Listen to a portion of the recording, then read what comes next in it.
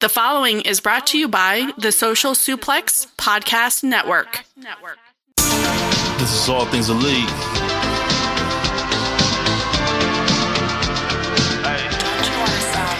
Welcome back to All Things Elite.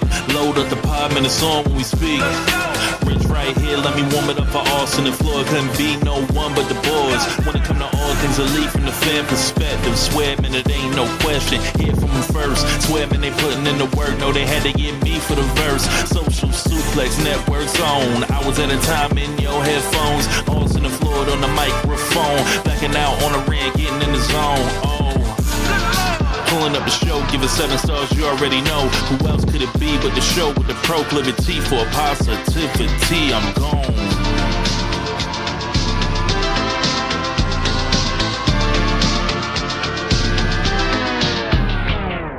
Hello, everybody. Welcome to the 315th episode of Social Suplex's podcast about AEW with a proclivity for positivity. Welcome to All Things Elite. My name is Austin. I'm the host of this lovely show. Joining with me, as always, is my good buddy and friend, Mr. Floyd Johnson Jr. My man, how are you doing? Dude, I'm doing great. I'm going to Vancouver this Sunday. This will be AEW show number 80. 80. It's a big number. So for a big show, I did a big thing. I got first row tickets. Yeah. I have to. I mean, it's FTR. It's Cage and Copeland. I got to be there for it. And so I'm looking forward to that. Shout out to my boy Stephen O'Freddy. He is going to be joining me at the show. He is from Yellowknife in Canada. And he always, one of his favorite things to do is like message me with how fucking cold it is there. Like I'll complain about it being like 31 degrees in the winter here in Oklahoma. Right. And he's like, oh, it's negative 25. And I'm like, hey man. I was like, I don't even know, like I can't fathom being that cold. Like my brain doesn't accept it as a fact. You're like, no, I don't like that. Don't even bother like mentioning that to me. Dude, when he says the temperature, it's like in my brain, that sounds like what the temperature is on like Jupiter and Neptune, not America. You know what I mean? Not Canada. You Southern boy, you're like, that don't make no sense to me. That doesn't, like, I can't wrap my head around it being that fucking cold. And so, yeah. So I'm really excited to hang out with him. I'll be going to a different province in Canada, old British Columbia. So, yep. So I've been to Ontario, now British Columbia, and I got to add Alberta. I got to add that one eventually. I don't know how I feel about Quebec. I don't know if I want to go there. Manitoba, maybe. I don't know. I don't know how I feel about Quebec. But that being said, again, just really excited to get through this week. Ready. I'm ready for this week to be over. I'm ready for some pay-per-view. And it honestly, based on the card, it looks like Tony Khan might. It's either the quick turnaround of the pay-per-view segment, which is like I said, this is less than a month. The show was on March 14th. And now this show is going to be on April 12th. So yes, that might be the reason, or he might be a big fan of All Things Elite and realize we lead at less matches. So, because the biggest that is the there's a 6-man tag match they announced, and it felt like it used to would have been on a pay-per-view. And now it's the main event of Collision. So we'll talk about it as we get through. Let's jump in. How are you doing? How did you how was your week? It was crazy. I mean, like, obviously we're still coming off of what just took place last week. Michigan. You know, obviously. Yes, Michigan Wolverines national champions of basketball. So my work has been fucking crazy. So I'm continuing to be crazy. This weekend's going to be a wild one for me with the whole parade going on and everything. Right. So there's that. And then once we get out of this week, I mean, we're only a few weeks away, literally like at the end of this month, my lovely, amazing little sister will have finished her first full year of vet school. Like, she's wrapping up her second semester of vet school right now. Yes, 1 year cocaine party. Woo! No. Celebrating vet school. Whoa. No, we're going to a Double or Nothing. I assume going to Double or Nothing is what doing cocaine feels like. Okay. I think, hey, you know what? Just for her, I think I'll join you. I think I'll join you at Double or Nothing. You should. It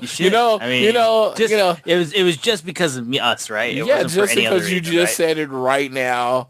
I'm just gonna go ahead and knock. You never out. had any ideas of possibly going already, did you? No, not at all. This is just for Sid. Just for you, Yes. Sid. Sid Vicious. I'll let her know that. Yes. I'll let her know that. I'll for sure let her know that. But yes, so after this week, hopefully things are going to be a little bit more relaxed. Obviously, NBA playoffs are starting up too, so like there's that. We have hockey playoffs starting up pretty soon too, so like it's not fully like calmed down yet, but like once we get out of April, I feel like everything's going to be very chill. And not going to lie, even also just in terms of just some other stuff, probably going to be taking some time off just to be able to like kind of reset and just get back into the swing of things and stuff like that, just because, you know, it's been a lot recently. It's been a lot. So, dude, that's how I felt like. So I love traveling. I do. But sometimes I take a bite off a little bit more than I can chew. Yep. So I did the 3 weeks in a row, and I was fucking exhausted. And now I'm going to Vancouver I am so happy. I am planning nothing that I have like a month of nothing between this show and not traveling again until Double or Nothing. So I got a month and so, and I'm like, and I understand if you're listening, you don't get to travel. Sounds like I'm bitching about first world problems. It's not. I'm just 44. I don't really take care of my health all that well, so I'm fucking tired. So it's on me. The reason that I'm this way, I'm tired, and I think I can still go like I even did a few years ago. And it's like I can't. And it's like, I'm not trying to accept that. So again, that's why I'm trying to get healthier and work out and all that kind of stuff. Because I don't want to accept the aging. But yeah, like sitting on a plane, like my wife today, and she doesn't even listen to the show, so it doesn't matter. She found out she had a blood clot in her leg. And the reason for it, love of my life, is that she sat in the car for 12 hours on the way to Atlanta. He's like, have you been sitting for an extended amount of time, like perfect, like still? And she, yeah, it was the trip to Atlanta that literally gave her a blood clot.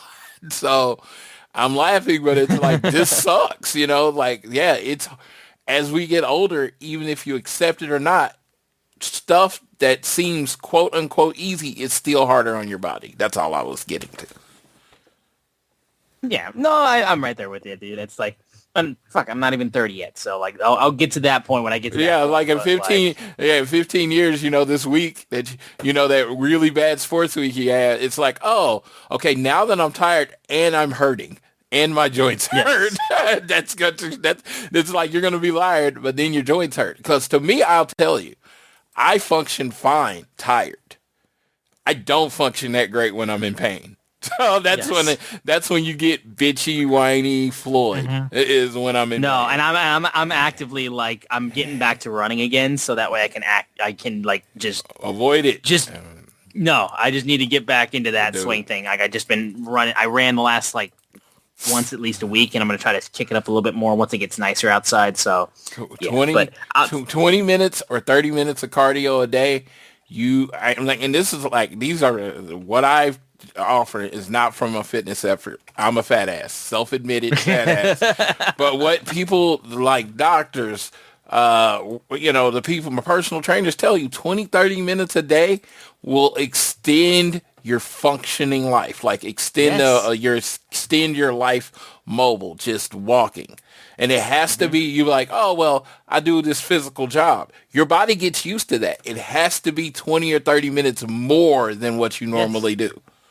Absolutely. No, and I love running. It's my favorite workout ever. I don't have to get equipment. I can just throw on my music and I can just go literally anywhere. So I'm going to be doing a lot of that this year. That and golfing is what I'm going to be doing a lot of this year, I'm sure. Yes. But either way, we're going to go ahead. It's Dynasty week, guys. We got a lot to talk about, so we're going to go ahead and we're going to get into Dynamite from this week. And, of course, we're going to have our pay-per-view predictions and preview.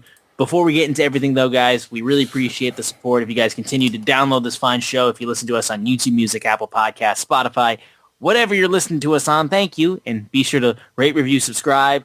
Share us around with your friends, family, coworkers, whoever you wish. You can follow us on AT Elite Pod on Twitter. You can also follow at Social Suplex. They're the guys that help put the show together, and they're the reason why we're here. So show them some love. Shout out Rich Latta, my man. He just had his birthday too. We want to give a shout out to the boy. Old ass. He's so old. He's so old. So old. Yes, I'm several years younger. You can make a WrestleMania main event feud out of that. Yes. Yeah. I mean, he's almost old enough to main event a WrestleMania. I was just saying, literally. That's what it takes. And if you guys want to follow myself, I am at Austin Sumowitz on Twitter, SZUMOWICZ. Floyd is at Floyd Johnson Jr. on Twitter. Check out the Social Suplex newsletter. Link is in the description of the show. News of the week is unfortunately very sad news. Of course, we're hearing word about Kyle Fletcher suffering injury last week on Collision. We saw what took place with his knee and everything, and his leg basically bending. And they did announce before the show that Kyle Fletcher was forced to relinquish the TNT Championship. TK said on the before the show, and they would be proceeding to crown a new TNT champion at Dynasty with a casino gauntlet match would be the way they would decide the brand new TNT championship. So, first of all, it sucks. Yes. Let me tell you, it seems like Aussie Open has the worst luck between Mark Davis and Kyle Fletcher. Mark Davis gets in a match with FTR, gets hurt. Super hot tag team. His partner then gets hurt. And let me tell you, Mark Davis, shout out to him because he has no quit in him because he keeps going. And now Kyle Fletcher's getting hot again. And then, we're about to get one of the dream tag team matches ever. And guess what? Yes, Kyle Fletcher gets hurt, tore meniscus, I believe. From what I understand, they are optimistic he'll be back before All In. He's not going to be out to the end of the year. So there is, from being a sports fan, so I'm not talking like I'm an expert or anything. I am talking from what I've heard on SportsCenter. There's two type of meniscus surgeries in. There's the one where they just basically go snip part of the meniscus, and you snip part of the meniscus off, you heal up, no pain. I think that's the one that you're only out you can be out 6 weeks to 3 months. Then there's another one where they actually have to go in and repair it. That's the 3 to 6 month window. I don't know which one they're doing. They don't do that in AEW like that. They don't just give that kind of information. So unless you know someone that knows someone, you're not going to find that out. But generally, meniscus is a very repairable surgery. Him being so young, and this is just me pretending I ever had that athletic ability. I'm probably getting the full surgery and making sure it's clean because I don't want to have the knee problem maybe later on because I understand that's the more complete option is going in and actually getting it repaired. But I mean, he'll make whatever the best decision is for him. But because of this, I think this is the second year in a row we've had a vacated TNT title. Unfortunately, that's the case, and it sucks. I mean, again, we were so hyped with Kyle Fletcher. Like I said, I was saying at that period of time, Kyle Fletcher could literally be in the TNT Championship feud in the AEW World Title picture if they wanted him to be. You know what I mean?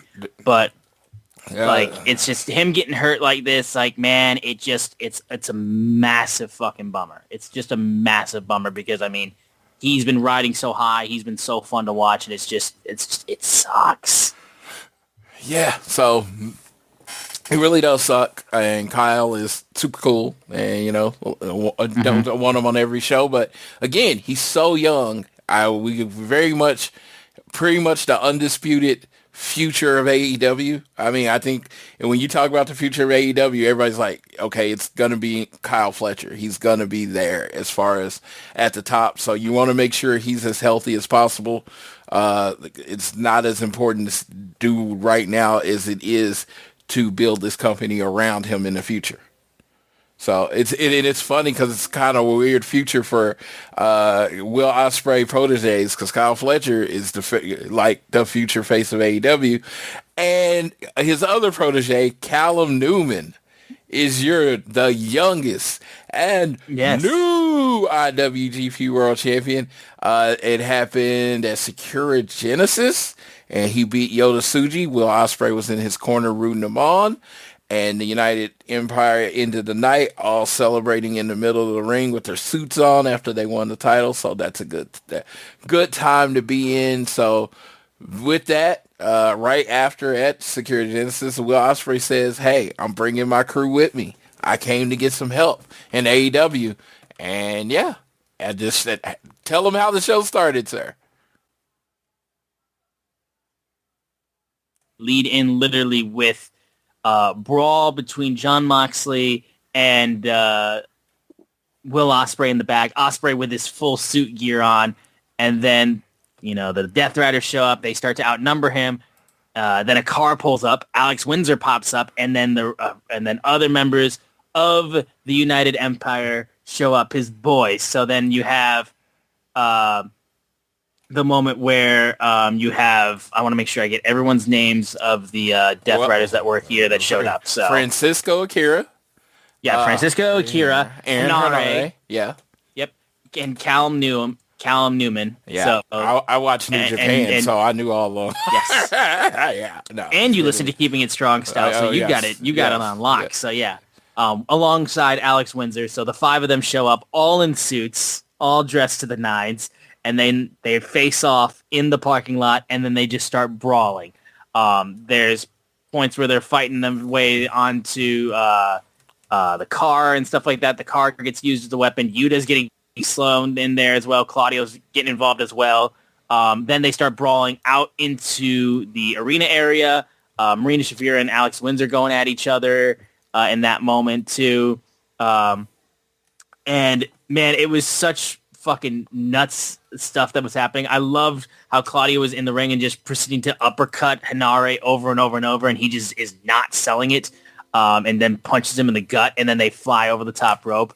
There's a moment where Moxley and Ospreay then are back in the ring, and they're headbutting each other, and then that's when he gets caught into a choke. He gets out of it, though. Newman comes out of nowhere, double stomps off the top rope, looking like Ospreay's going to do maybe a Tiger Driver or maybe I always forget it. It's not the not the Oz Cutter, but the other finisher he's got. Oh, good Lord. It's my favorite. Stormbreaker. Yes. Stormbreaker. Yes, it's the Stormbreaker. So it looked like he was either going to be the Tiger Driver or the Stormbreaker. Moxley gets out of the way. Ospreay then goes like, you know what? I took your advice. I used my head. I brought in my boys from New Japan. He introduces everybody and then says, tonight, Death Riders, United Empire in the main event. We'll see you later tonight. Very energetic. And again, this is another situation.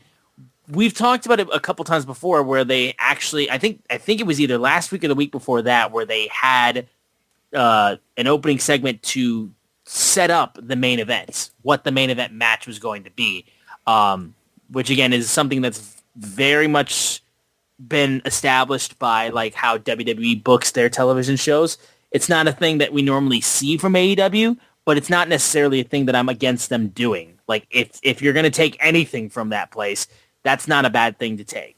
And it built excitement for the main event, especially since it was going to be a fucking, like a multi-man match.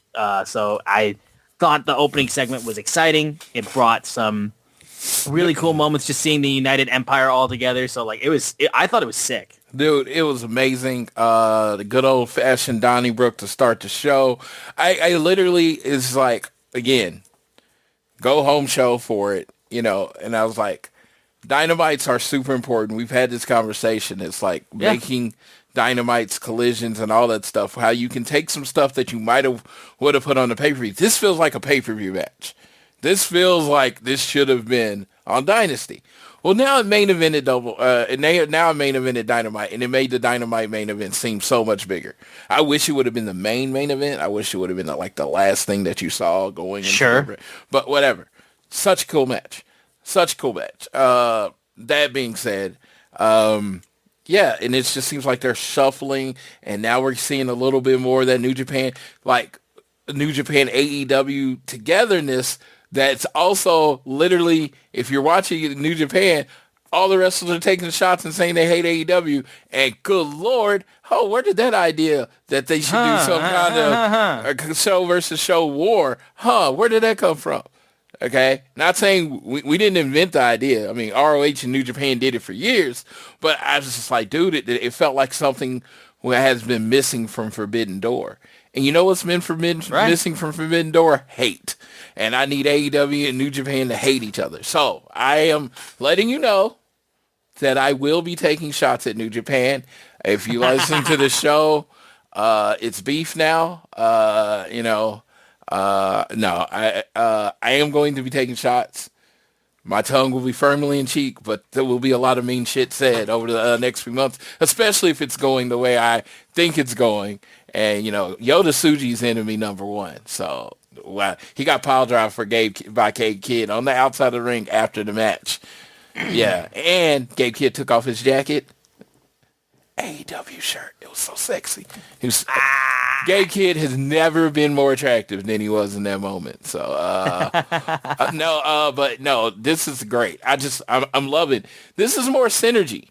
WWE, NXT, and TNA were doing this for a while. Like it was like a lot of people from NXT were on TNA and TNA were on there, and it kind of faded away. It's not as strong as it once was, but AEW and New Japan should be doing this.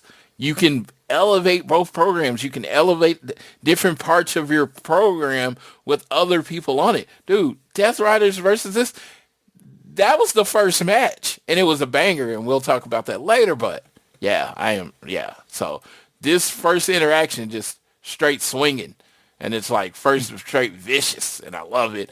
I am sorry that we didn't get the Great O'Khan here, because the Great O'Khan's a big old boy. He a big old boy, and we didn't get him. Yes. We didn't get the Great O'Khan, but he going to have to make that trip across the pond and Mongolian chop some people later. If we can get that, man, those chops will be fucking loud. Yes.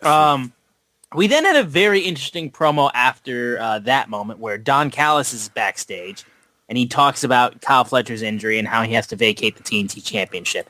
And he basically mentions how, I was negotiating for Proto-Kata to face the Young Bucks at Dynasty, but now that match is off, obviously, because of the Proto-Star being injured. However, I have a pivot that's blowing everyone's mind. The issues with Okada and Takeshita. I like it when two guys don't get along, because Phil Jackson didn't care when Scottie Pippen and Michael Jordan didn't get along. They still won because they were great. And so if you're waiting to see those guys wrestle each other, too bad. Don Callis' family will be stronger than ever when Andrade beats Darby Allin in trios action, and then again on Sunday night. We'll do it for Kyle. Kyle Fletcher strong, brother. Yeah, so we were talking. We were talking about this a little bit off air, and Floyd's got a bone to pick. Dude, TK, you my boy, but don't tell me about the steak I can't have on the menu. So we got this really, really, really good tomahawk steak. The chef prepares it medium rare. Oh, we got this. We get this sear. We got this crust on it, and we got this amazing juice for you to dip it in. Oh God, yes, Shit, $150, man. I only usually spend that much on dinner, but go ahead and get that to me. Get that to me. No, oh, dude, we didn't have it. I just kind of wanted to tell you about it. Order something else. You son of a bitch. Why'd you tell me about it? Don't tell me I was going to get Proto Kata. Don't tell me. You say that. I didn't know what I was missing. I assumed Kyle Fletcher was going to be in some on the pay-per-view, but I didn't know what I was missing. So you just kind of took a butter knife. I'm not going to say you stabbed me with a full-on knife, but it was like stabbing me with a butter knife. Kind of annoying, saying, hey. Sure. Hey, you're not getting this. You son of a bitch. Now that's all I want. Now that's all I want. And if they break up or something and I don't get that match, Young Bucks versus Proto Kata, me and Tony Khan, I feel betrayed. I feel betrayed. Yeah, don't tell me there's a prize behind the door, but I can't open the door. I'm sorry. It's just like any different ones you want to use in this case. Why would you tell me that what I didn't get? Yeah, that's tough. That's tough. Yeah, it's like hearing that was like, oh my god, like why did you say such a thing, man? Yes, why did you say such a thing? thing? I didn't know I was missing it. I was fine not knowing, but now you told me what I missed, and I was like, okay, now I feel like I actually lost something. Yeah. Yeah. And he wanted us to feel it. He wanted us to feel it. That son. Oh, he did. He wanted us to feel the pain, being like, "Hey guys." So when we eventually get it, he's gonna be like, "Yeah, you see what I did for you? Yeah. I made you want it. I made you want it so bad." Yes. No. Yeah. And I want it. I want it so bad. But no. And then I will say this: my dream matches include our Proto Sheeta, personally. Proto Sheeta versus FTR versus Sheeta versus the Young Bucks. For Proto Kata, it's like same thing. It's like you're not really losing anything there. So, but no, I was, and so I was supposed to have beef with Don Callis for saying you're not getting it or whatever, and I have to pivot. But unfortunately, in this 2026, sometimes when you want the heat to go on the character, it ends up going on the person the booker. Yeah. Yeah. I get you. Yeah. I get you there. But we'll move on then. We opened with our first match of the show, Don Callis family, like we go off of, in a trios match, Andrade El Idolo, Mark Davis, and the New Japan World TV Champion Konosuke Takeshita facing Darby Allin, Ring of Honor World Champion Bandito, and National Champion Jack Perry. And fun opening match. Honestly, really fun, entertaining match. There was a lot of chaos in that match where it just felt like everyone was flying around doing their thing. And I especially love the fact that Andrade proceeds to get ready to fight Darby and immediately he's like, nah. Just the classic heel shit, and he's just Darby, and then rolls to the outside, and then I think he proceeded to then chat up a woman. Like, no, actually, he walked all the way up to the back, and Darby was like, nah, not at all. The double dive to the outside with Darby and Bandito was sick. The biggest spot, and then Darby gets on microphone and starts screaming at Andrade to come back. He then obliges, and then they start fighting all the way up on the ramp. But, well, no, he suckers him in, and then you have the German suplex roll from Konosuke to Darby. Which double roll. Yeah, rolled him twice. Yes. But then you have the unbelievable moment, too, where you have Darby fucking seesaw swung by Mark Davis and Konosuke over the timekeeper's table and landing on steel chairs. They fucking heaved him. Absolutely heaved him. I think he actually landed and then proceeded to knock over some sort of thing that was on the table into the crowd because he had slapped so goddamn hard. Once again, Darby finding a way in a single match to just have one spot that everyone talks about. It's nuts.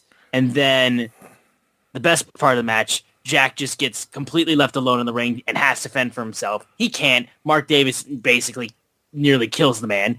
And then you have the finish of the match where he's by himself and then proceeds to get hit with the DM by Andrade. He gets pinned. They start beating him up afterwards. Darby comes in, gets into Andrade's face, but then he gets shoved down and points to Dynasty and low blows him.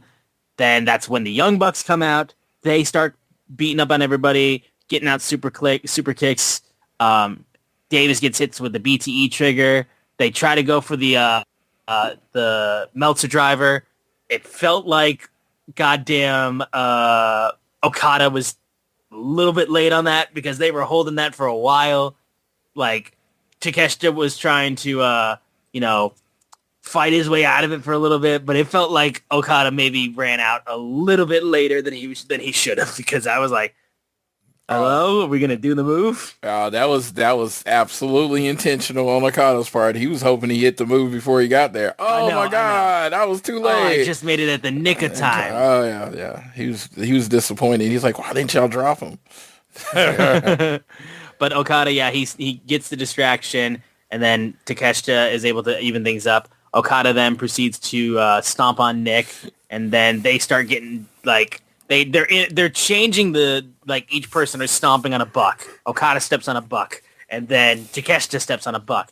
And like, I'm literally listening to this Canadian crowd, and I'm like, you're missing the chant to go boo yay, boo yay. I'm like, this is the easiest chant to start up for this feud, for this match, and y'all ain't doing it. Like, what are we doing here, guys? Like, this is wrestling crowd 101. This is the easiest thing to woo, yay, and you didn't do it. I gotta be real. Unless Vancouver really brings it, I'm gonna have to say this has been a disappointing run of Canadian crowds.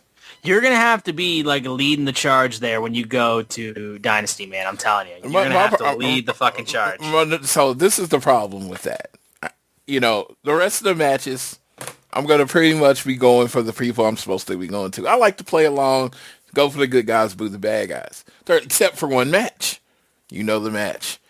So yes. I'm going to be going for FTR, and these Canadians in my section are going to, be trying to go for their team, a guy, and I'm going to be staring death, I'm like, I'm from America. I'm from America, bruh. We fights, okay? No, I'm just playing. Hockey guys will probably beat me up. But no, I'll be shooting daggers at them for cheering for Cage and Cope. So if it's a little quiet doing that one, it's because my whole section is scared. But no, other than that, I it's just like, it feels like, and I'm not trying to put the onus on the crowd. It's the wrestler's job to get things, but it just feels like all these Canadian crowds have been, and it's like, come on, man, come on, Canada, come on, yeah. You're talking to the guy that when he was young, literally all I was like, when I go older, I'm gonna move to Canada because they're a country that actually loves professional wrestling, and it was all based on every time WWE went to Canada, their crowds were stupid loud, and it's just I'm not they were stupid loud. It was like you loved when they announced Toronto because you knew that show was gonna be amazing, and it's just like, yeah, I'm like, what's going on here? Y'all mad at wrestling? Also, shout out to Mel Coleman Art. She was the woman that Andrade went up to. Oh. So she designs a lot of your wrestling shirts. She designs I think she designed the FTR shirt I'll be wearing Sunday. And so a lot of the stain things that you can buy, posters that you can buy, was Mel Coleman Art. She actually gave me her chair. The reason I have a chair from FTR versus Cage and Code 1 is because of Mel Coleman Art. And you like, oh yeah. Yeah, you shouldn't be able to be that attractive and can draw. I'm just like, God should not really give with both hands. I remember seeing her, and I thought it was her, but I was like, she's really attractive. I was like, oh, maybe not. And I was like, oh, okay. Then I found out it was her, and I was like, yeah, you're a very, very attractive woman. I don't mean that. I mean, very married. Never, I don't mean it in an inappropriate way. I just mean it as in hey, the sky is blue. Grass is green. This woman's attractive. There you go. But yeah, overall, match was really, really good. And Obviously, that's when we had Okada and Takeshita start beating each other up afterwards when they started trading off the boo yay kicks. No. They broke it up and everything, and the crowd's losing it because they're like, here we go, here we go, here we go. And then they basically stopped everything.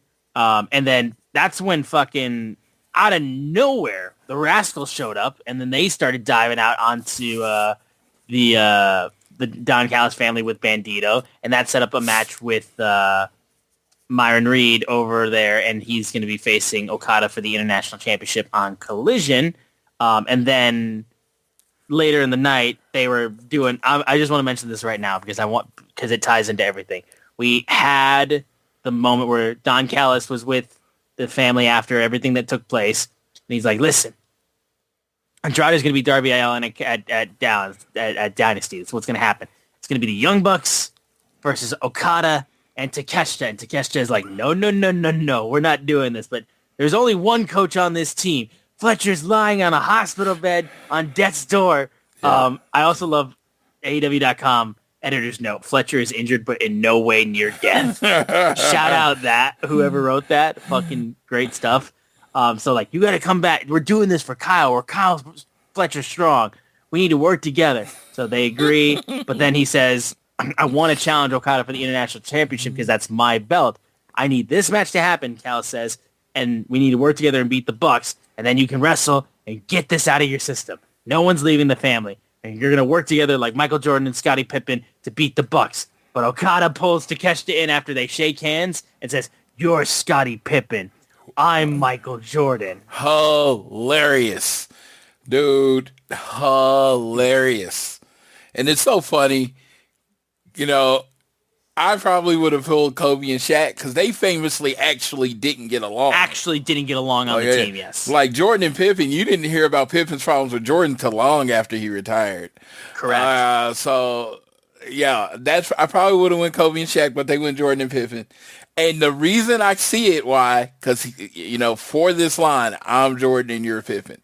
Because there was clearly Jordan was better than Pippen. And Kobe and Shaq, yes, it is more arguable who was better than who. So sure, and like they were, and the difference in position too, like drastically, because like both of them were so crucial to that team and like their style of play. Whereas Jordan and Pippen, like you got two stretches basically, like shooting guard, stretch forward, sort of thing. Like so, it's the position is a little bit more similarities, like sort of thing. So I get the idea with that, but yes, I'm right there with you, like with the idea of like.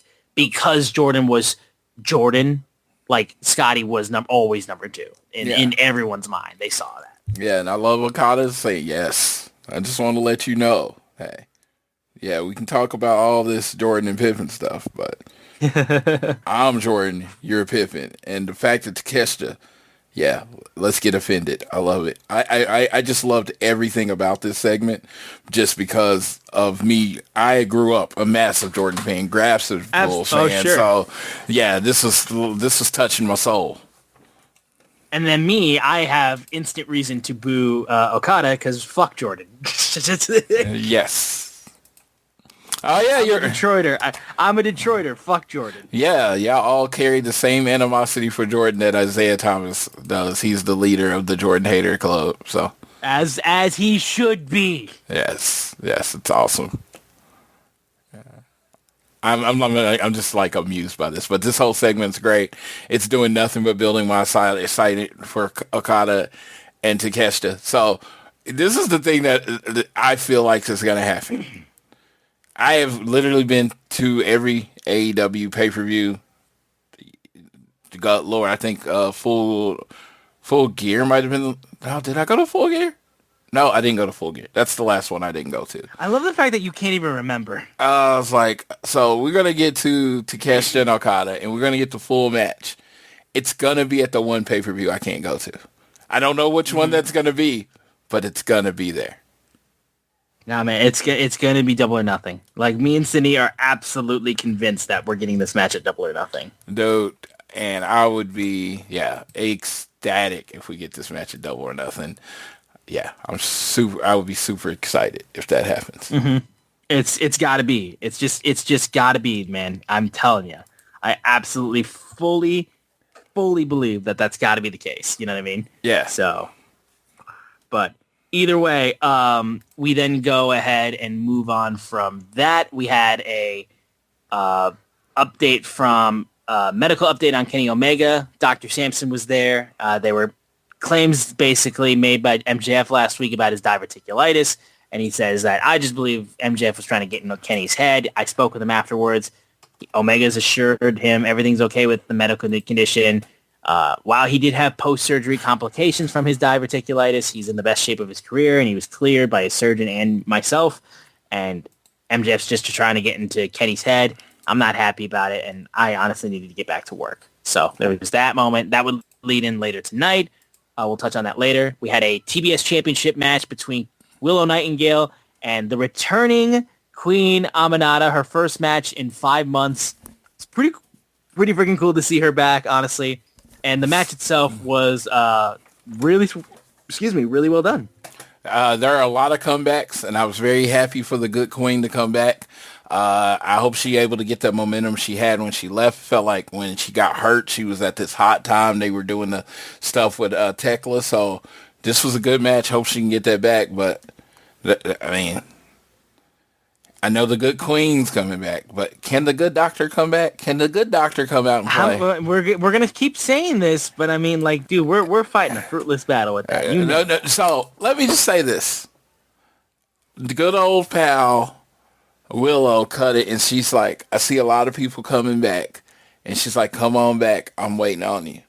And I feel like because of that, it could be talking about a few people. It could be talking about Britt. It could be talking about Camille, who has been gone forever. It could be talking about Mercedes, who's taking a little break after her loss to Willow. I would prefer Mercedes go after the world title when she comes back, but that's neither here nor there. I mean, hey, let Britt come out and play just a little bit. Just at least, okay, TK, let her come out and say goodbye. If you just say, hey, if you're never going to book her again, let me do it. Yeah, pretty much. That's just, we're just waiting on that, you know what I mean? Just the confirmation. Yeah, I'd rather, because I put it on the another topic of the week was his little interview with Coach and Bro, and he answered it the same way, deep bench, blah blah blah, same way he answers it every time. This dude is Tony Khan's so media savvy. Like what I learned from this week of Coach and Bro, I didn't learn anything about Tony Khan or how they book or anything because it was the same boilerplate questions. But I have seen a person that is more media confident, Tony Khan, and who knows how to control an interview with his answers. That's what I got from the interview. So yeah, and for all of you that like, oh, maybe I should go listen to that, you shouldn't. It's every interview you've ever heard. He said the same things, same boilerplate, standard answers. It's great. I've heard him on a radio show to say the same thing. Everything I've said, he pretty much he says it a lot more confidently than he did. So if you choose to go listen to it, then you're like, why did I listen to that? It's your fault because I'm telling you, you didn't miss anything. But yeah, getting into the actual match itself, I enjoyed how Aminata tried to really quickly catch Willow. They shake hands and she kicks her a little low and then tries to quickly take care of her from that moment right there. There was a really good sell for when she got chopped by Willow, and Willow just screams, welcome back. You had Hikaru Shida watching the match on the sideline. It was a good moment where she tries to go for the pounce and gets headbutted, but then Willow comes right back and clotheslines her. But then she was eventually still able to hit the pounce, and then you have the her powerbomb that she does, which is really solid. And she gets the title defense. She gets the win, defending her championship, and Sheeta's still watching. She then picks up Aminata, gives her props, and then there you go. Just a good match. It's just a good match, honestly, from good return for Aminata. We'll see if she can kind of work her way back to where she was. Absolutely. Yeah. Come on, good queen. I love her. Yep. We then had, there was a quick little historical impact video of MJF as world champion for AEW. They would do a video for Kenny later in the night too, just basically building up the main event match for Dynasty. But then we go ahead and we get into Jericho and his first promo back.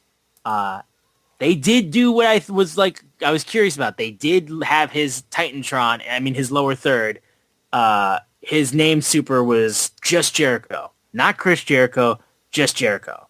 Now obviously on the website, he's listed Chris Jericho and everything like that, but then he's just Jericho, like listed on the super. But I was like, they're doing this a little bit with that, something I noticed, and I know it's never a coincidence with this company. It's never a coincidence. So, but Jericho comes out in his home country. He's in Edmonton, and they're singing Judas. He thanks them, talks about how he meant it when he said he was home last week, and I wanted to make it official, signing my new contract at less than 100 kilometers from where he had his first match in Ponoco, Alberta, in the Ponoco Moose Hall. There was a Ponoco chant, and he loved how, that's the first time I ever heard that. He talked about all the risks he's taken, including helping start AEW in 2019. He's proud of where the company's been. Risks have paid off that I've taken, but I've also had some stinkers. I love, how he was, expecting people to, kind of, boo some of the stuff. But, again, this crowd was kind of barely in this. Whatsoever. But he talks about how that's part of being a risk taker, and that's why I love pro wrestling, and he loves this company. He's coming back, gotten into the best shape that he can because he respects pro wrestling, and the business deserves the best Jericho that he can be. And it doesn't matter where I'm on the card, whether it's main event, start of the show, mid card. I'm going to keep doing and building AEW because I love pro wrestling and I love this company. He gets ready to put pen to paper. And that's when the demand comes out. Chris Jericho, is interrupted by Ricochet, Bishop Khan, and Toa Leona. Ricochet gets on mic and says, just wanted to talk. If I wanted to take you out, Khan would have done it already. Do us a favor. Don't sign this. Don't come back. Nobody wants you back. You must have gotten rusty after touring and singing karaoke all over the place. There's a difference between sing shape and ring shape, and basically said, AEW may not have had the rise that it did without you, but I'm the man now, and I respect you, but no one wants you here. Pack it out. Get it out of this ring. Get on your little cruise ship and leave AEW. Ricochet, you were on that cruise ship. What the fuck? And that's when Jericho proceeds to go man, crowd's right. You are actually bald. And he then says, I got a contract that had some special clause. I can choose my own opponent at Dynasty. I go through some options, including my cousin Marky in the crowd. He's like, I'm going to need to take some time and do some decision making. Okay, I've made my mind up. And then immediately comes back and says, you know what? You know what happens when Chris Jericho needs an opponent for Dynasty? And he's like, hadn't done it in 10 years. But he takes off his AEW contract thing on the back and reveals a new... And he screams, you just made the list. And then he's like, see ya, Dynasty, Ricochet. And he's like, thank you, everyone, yay! And then Ricochet and Bishop Khan and Toa Leona are just absolutely... They're selling it like they just absolutely are completely dumbfounded that they just got put on the list. So I want to hear what Floyd thinks about this segment because I'm very curious what his thoughts on this was. I feel like it's setting something up with Jericho that's going to be bigger, but he was very babyface mode in this thing. I love AEW, blah, blah, blah. It's just very early. Reminded me very much of early Punk in his rah-rah cheerleading, and then Ricochet comes down and does things. Basically second best heel in the company other than MJF, which being second to MJF is pretty amazing. The made the list thing, I've heard people say, well, I can't believe he's using some old. I think it was just because he had the clipboard with the contract and he was just doing it this one time as trying to get a nostalgia pop. And then he's not going to be using it. I don't think he's going to be using it every week. I think it was a one-time thing. I agree with that. And I think the reinvention is coming. The new presentation is coming. You've already got the Jericho thing. He's already got the name, the cornerstone. He hasn't used it yet. So I think something's going to play out in Canada. I don't know where it's going to play. I have a thought. I'll talk about it later. But that being said, I just thought this was pretty boilerplate. Chris Jericho at this age really does count on the crowd to be really into or not into what he was saying. And they were really into the entrance, but they didn't really care about everything after that. I mean, they got the one chant going, but it was just like, I want to see I think everybody's like on waiting see because they want to see what it's really about to be. Everyone knows this is not the Jericho we're about to get. I was just going to say, yeah. They're ready for the character to kick in. Like, who are you about to be? Because that's what I was like. If Jericho comes back to AEW after being gone for a year and stuff like that, and at this point in his career, like, you either want to see, like, again, the whole reason Jericho's been around as long as he has been is his constant reinventing of himself. So you want to see something either new from Chris Jericho. I heard some people say that they thought that maybe this is going to be like kind of Chris Jericho's sort of the last time is now retirement tour where he kind of just plays the hits a little bit. And I was like, I mean, you can do that, but like, it just seems kind of weird to do that. Like, Jericho doesn't strike me as somebody who would do a retirement tour that would be like piggybacking off of what Cena just did. You know what I mean? That doesn't seem like something. Yeah, I've been of the opinion for a very long time. I don't think Jericho ever retires. Yeah, I just don't think he does. I just don't think he ever retires. I don't think so either. I mean, like in terms of just like, especially not soon. Yeah, I just don't think it's gonna ever happen. Maybe I'm wrong. I just think like he's gonna be one of those guys that's 80 and can still come out and be like, "You just made the list," and it still works. So. Yeah, I don't know if he'll ever retire, but we'll see. But yeah, this whole segment was kind of a segment to me. It was just kind of like, I was sitting there after it. I was like, okay, so what is this Jericho version? What is going to be the representation of this version of Jericho? Right, and that's exactly what it is. It feels like we're just waiting to see what Jericho does to like flip the switch of what his goal is. Because if his goal coming back to AEW was to just be like the Chris Jericho that people just know, like it wouldn't make sense. He needs to have a new outlook or a new motivation just to be able to justify him being back. Especially after the way that fans have been talking about him for the last year. And he knows. So I just feel like that's going to lead into something. So we'll see how it all shakes out. We then had Tommaso Ciampa versus Mascara Dorada, with the winner getting the number one spot in the TNT Casino Gauntlet match at Dynasty. And this match I thought was good. It was a solid enough match. Didn't really have too much to stick to, but also just made me feel like, okay, we're going back to Ciampa for the TNT Championship. Does this just feel like the easiest, safest thing to be like, okay, Ciampa won the belt, lost it really quickly to Fletcher, and now he'll win the belt back, and then we'll just kind of go from there while Fletcher's out and maybe figure out what to do from that point onward? Or do you see like FTR perhaps pop in and fuck with them or something like that? So I got my winner. And I will tell you later. And just remember, before you like Floyd has a winner, just remember, I picked Jungle Boy not winning the national title when the only person that was announced for the Battle Royal was Ricochet. Just correct. Remember that. You called that absolutely the money. I got another one. All right, we'll see if you go 2 for 2. Yeah. We then go on and have the Dogs backstage. They jumped. They proceeded to jump some people. David Finlay was backstage, and the Dogs beat up Orange Cassidy and Roderick Strong with Clark Connors there. And they also said Mystico and Kevin Knight were lucky that there was only 2 of them last week. don't worry, the whole gang's back together. Gabe Kidd comes out basically being like, the conglomeration has no one left, so I'm not worried about them. My direction is now towards the Trios champions, Kevin Knight, Mystico, and Speedball. This Saturday at Collision, we're coming for your bodies and your gold.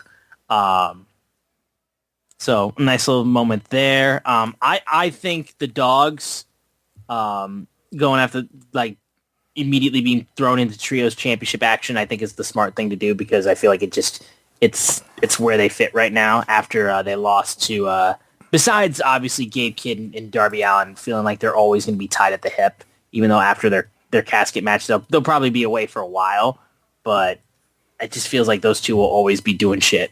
Yeah, it seems like it. So, yeah, it seems like it. It's just, I like the dogs in the 6-man.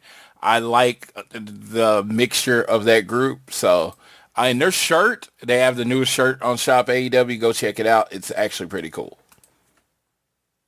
We always appreciate that. Yeah. Yeah. I don't like the name the dogs. I like the War Dogs. The name is just, the name is just I wish they would have called the Dogs of War. I would think it was something else. I hate it just being the dogs, but I like the makeup of the dogs. I like David Finlay when he has other cool people around him, as opposed to, And another person, I can't wait till he gets back. Speaking of David Finlay, Switchblade, I miss you. Yes, we miss Switchblade so much.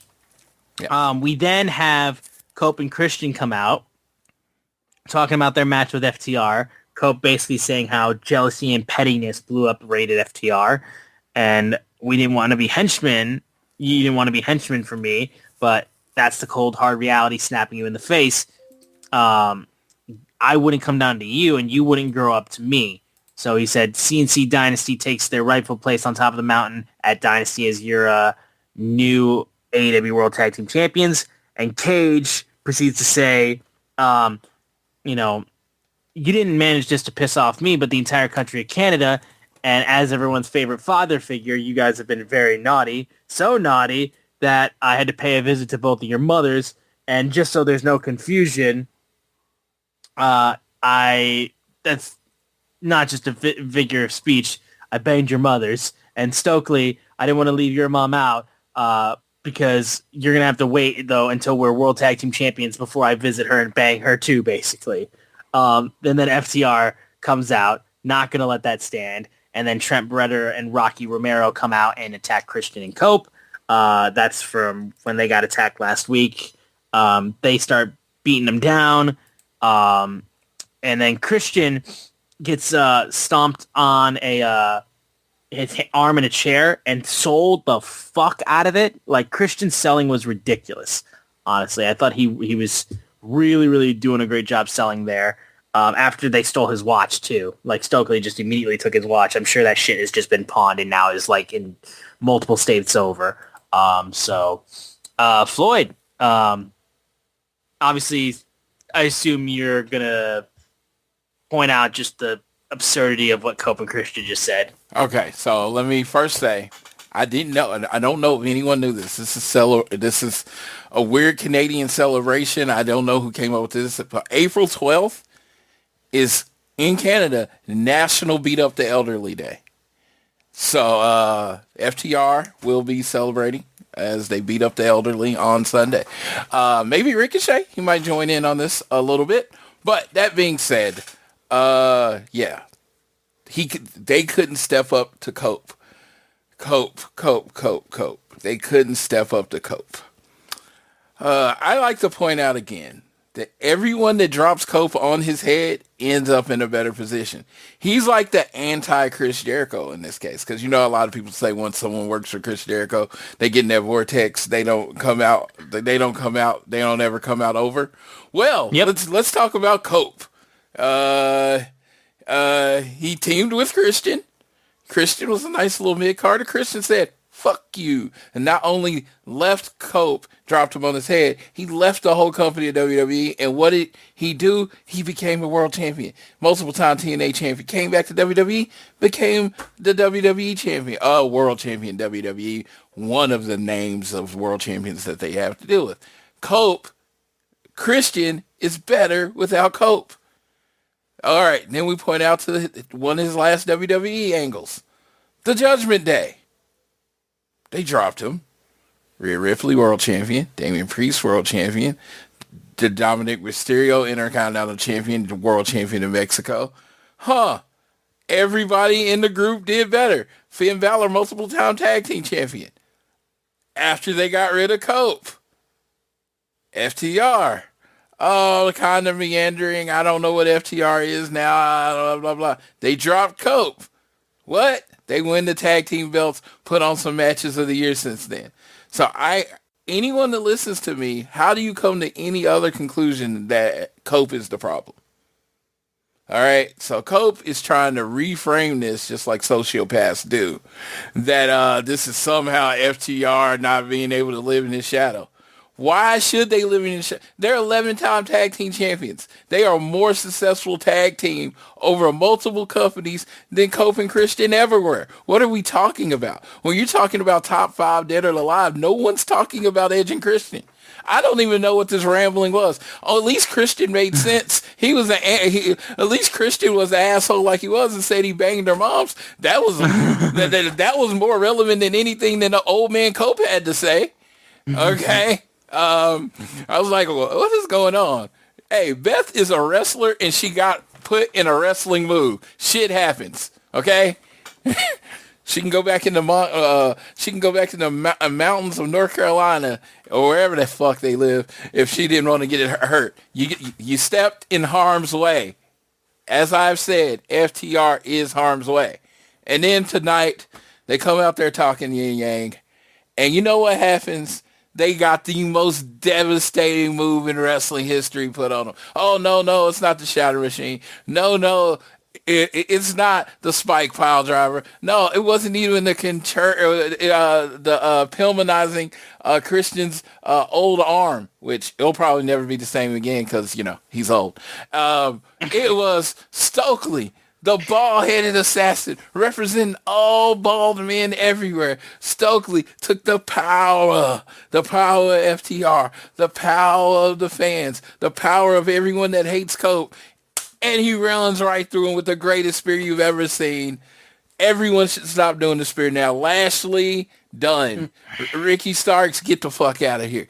Anybody, Batista, if he ever comes back. Roman Reigns, that just knows what suck is coming after because nobody can follow the man, the myth, the legend, Stokely fucking Hathaway, the greatest spear on ever. Big Stoke with the big spear, baby. Fear the Stoke. Can I get that on a shirt? I need that on a shirt. Fear the Stoke. Absolutely. Yes. I mean, it's unbelievable stuff. Truly. Yes. That's what a fucking spear. Yes. What a spear. He did a little flip. He hit him so hard he flipped himself over. Oh my God, that's how powerful. He shot out of a cannon. Yes. Cope's been on his protein. Been doing a little CrossFit with Cash. You know what I mean? He's got his pure plank. Yes. Got the pure plank. They're on the Zoom every day, just working out. Got the pure plank. How does it feel, Cope, that someone used your exercise equipment to get strong enough to spear you? That's where that core strength came from. There you go. Amazing. Darby Allin then had a promo backstage talking about how people wondered why he wanted to be AEW World Champion so much when he doesn't care about anything in his life. It's that he cares too much. He's scared that he can't win the big one. He's scared that he can't be the face of this company because you have to be world champion. He doesn't think Andrade knows what he got himself into because all that Darby knows that whoever walks out as champion at the end of the night, he needs to win this more than anything. In a world that tells you you're not enough, I say I am enough. I went through the glass, the fire, the blood. So if I can't be world champion, what was it all for? I need this more than anyone can ever imagine. I got a hot take.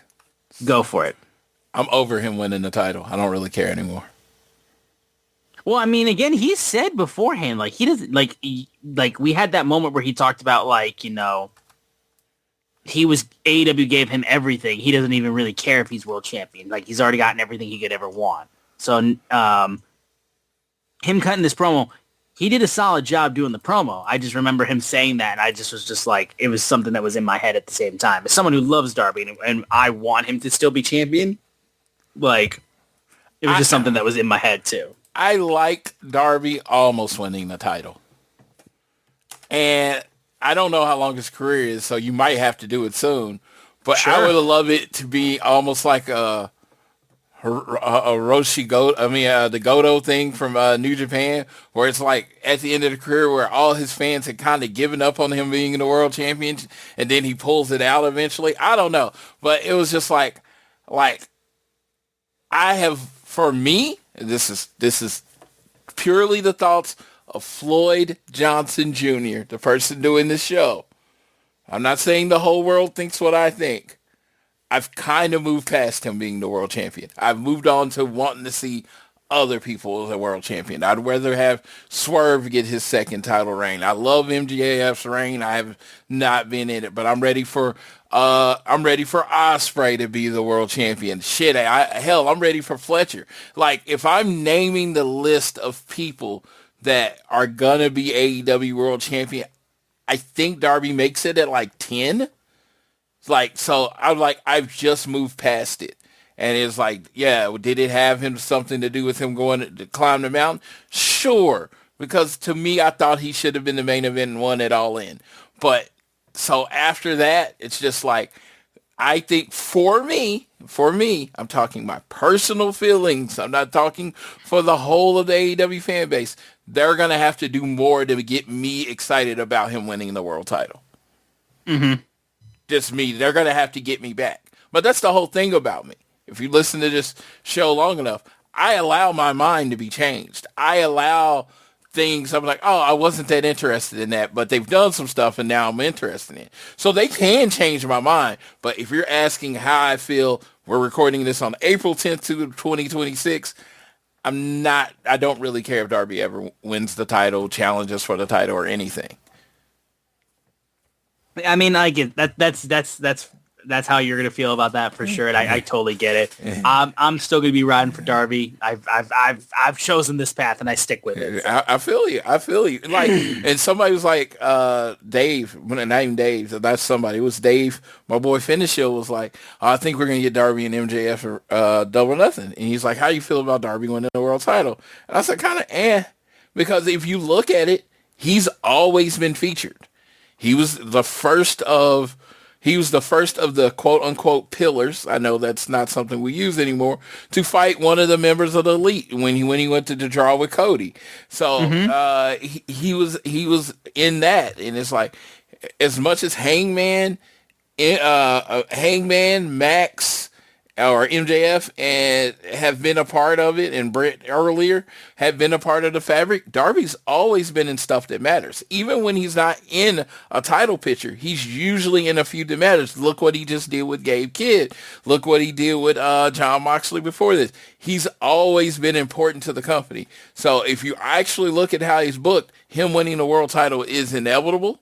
And I even told, at the time there was a chance that Darby could be my favorite wrestler, and then shit happened. He's Darby. So I don't think I would have a problem with him winning the world title, but when he does it, the look on my face would be just slightly better than it was when Hangman won the world title. But like I said, from when the earliest they would probably do it is Double or Nothing. They have 2 solid months to give me a storyline to sink my teeth into and change my mind. Yes. I'm sure they will, too. I'm sure they will. We have the final, basically the main event match, which was Chaos in Canada, Anything Goes. The United Empire, Will Ospreay, and the United Empire versus the Death Riders. And man, this was just fun. Like, I thought this was fun and stupid and dumb and fun and stupid. Like, I thought the moment of the Death Riders, getting hit with all the moments. Francisco Akira's dive off the ladder was fucking scary. Like, the way his body turned as he dove looked like he was like fading forward a little bit and I thought the way he landed, he could have absolutely fucked up either his back or his neck when he took that ladder dive. It's a great moment where there was 2 table dives with I can't remember which one it was, but it was 2 I am the table spots, basically. I can't remember who it was specifically. No, it was Akira that didn't go through the table either time. Yeah, twice. He is a very not heavy guy. I wouldn't call him light, but he's not heavy. No, he's not heavyweight. He's probably not light. He's probably light heavyweight. He's not a lightweight. He's probably light heavyweight. He's in the junior of... He's in the junior of New Japan, and he never seemed more like a junior than not being able to break a table twice. Yeah. Yes. The matches of the stomp, I will say, through the table was fucking badass. That spot went absolutely perfectly. I thought it looked vicious. The hidden blade through the table, also spectacular stuff that he did to Moxley. He didn't even look like he collided with his elbow. He kind of looked like he just threw his body into Moxley. It looked more like a body press through the table than actual. Than it was an actual hidden blade. Yes. That's what I was going to say. And at the end of it all, the United Empire gets the win with Will Ospreay covering him after he hits that. He tried to go and hit the Tiger Driver on Moxley again, but Claudio pulls him out, and then that's your lot right there. But it was fun. It was a good little fun time, a nice little moment to build one last time before you get Ospreay and John Moxley for the Continental Championship at Dynasty. So I thought it was good. I'm curious if now, because of this, we have a moment in the match where you have, even though it is for the Continental Championship, do you see even a possibility of United Empire and the Death Riders doing shit?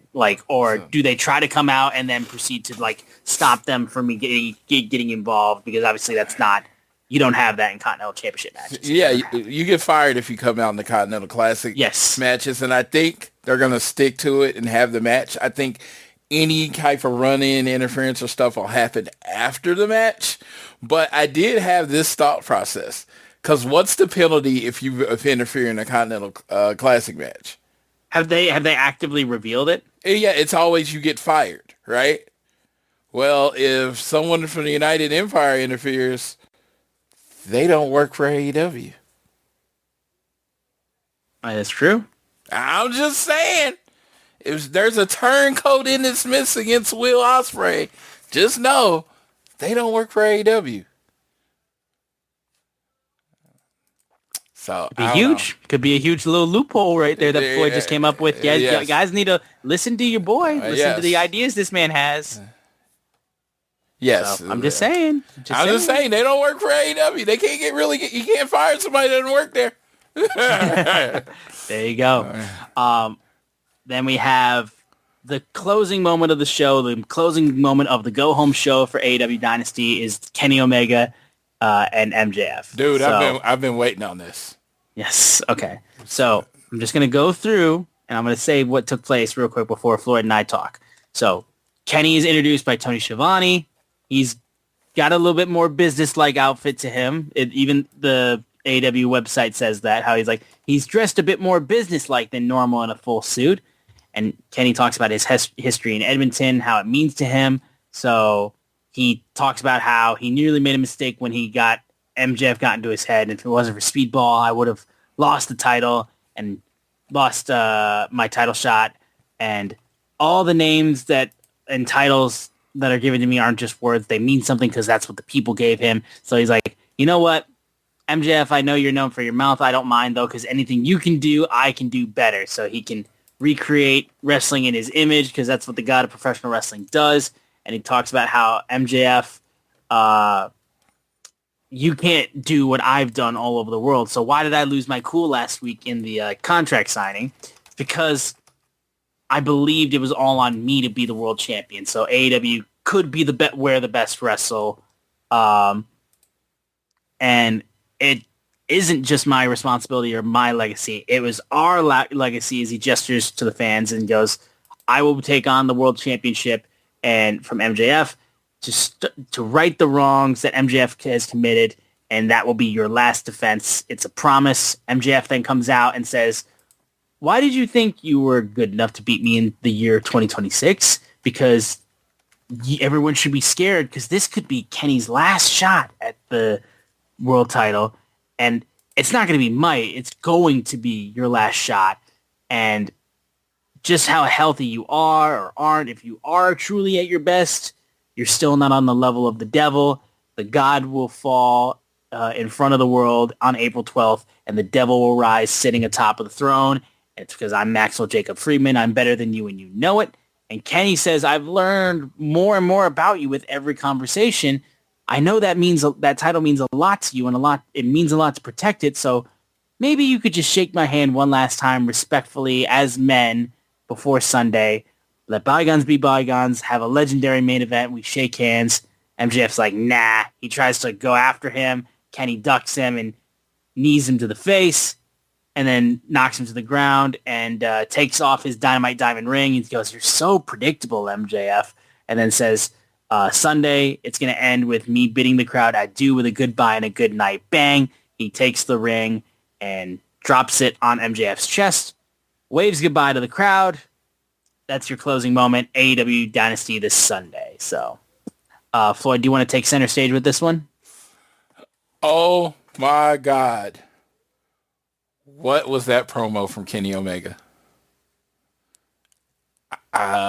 We talked about it before, and I had such a reaction to the promo from Kenny Omega that I'm on the phone with JR because we usually watch the show while we're on the phone with each other.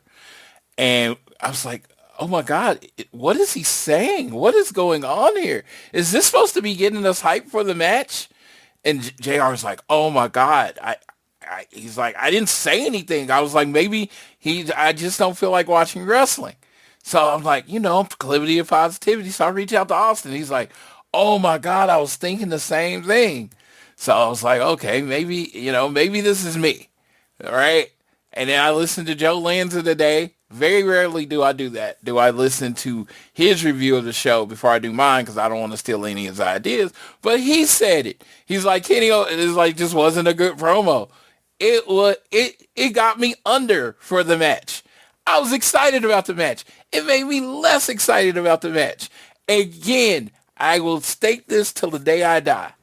I love pro wrestling and performances in the ring. I love Kenny Omega. I think he is, if not the best performer that I've ever seen, he's definitely in the top 5. Right? But I always say, when you talk about the whole complete package of what being a professional wrestler is, Kenny Omega would never even be in my top 10 because of last night. You had one job. You are in your home country about to face evil MJF. You have one job. Make the crowd cheer you. Make the crowd get behind you. Make the crowd boo MJF, and fucking nothing. And I wouldn't be like, oh, dude, I've been giving everybody the benefit of the doubt, saying the crowd kind of sucked. Dude, you didn't give them nothing to be excited about. Like, nothing. You even the way you said it, and it was a lot of delivery, like you didn't care. And it was just like, oh, and then I got a boo-boo on my tongue. And I think you thought you were being funny? I don't know. It was like when I do bad, when I talk about bad, I think it's versus expectations, right? I don't expect a lot from Kenny Omega. This was bad for Kenny Omega. Because you know what I always say on this show, I'd rather you be bad in an entertaining way, like, oh my God, this is so terrible, other than being boring. This thing was so fucking boring. I'm like, do you even want to win the title? Do you even care if you're in the match? And it's just like, people like backstage or whatever and talk about that. I don't care. Your job as a performer, is to get me excited for this match Sunday. You are the babyface against a generational heel. It is really, really not that hard to get people to hate MJF. and you just didn't.